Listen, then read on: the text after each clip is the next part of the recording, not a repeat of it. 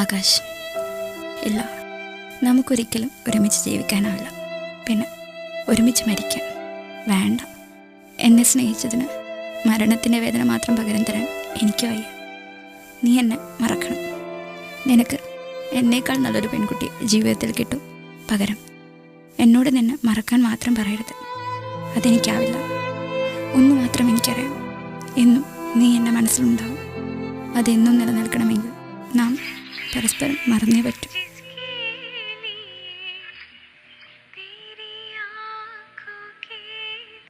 Hello.